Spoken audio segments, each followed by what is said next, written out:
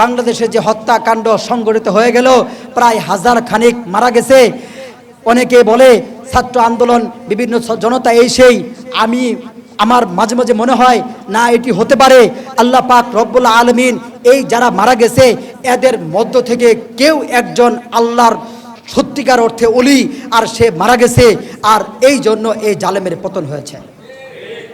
ওই যে আমি হাদিসে আসছে, হাদিস ভালো করে পড়েন, হাদিস তো শোনেন না আপনারা, হাদিস ভালো করে পড়েন।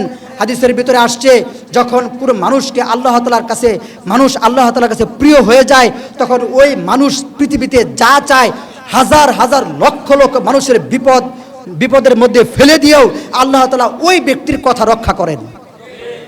এটি হাদিস, আপনি ভালো করে পড়েন হাদিস, তাহলে বুঝবেন।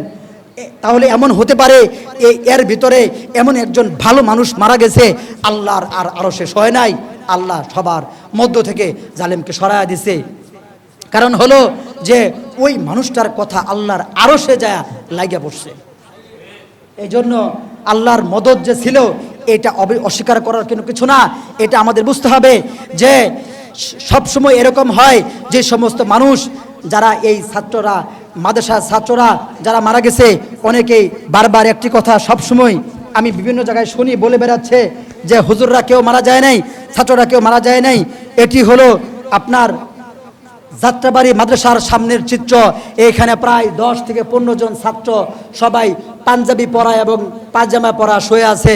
এরা সবাই মারা গেছে, সবাই মাদ্রাসার ছাত্র। অবিশ্বাস করার, খামাখা আলেম উলামাদের বিপক্ষে অবস্থান নিলে চলবে না। আলেম উলামারাও সর্বপ্রথম, আলেম উলামারাই তো এই বাংলাদেশে এই জালেমের বিরুদ্ধে কাজ শুরু করেছে।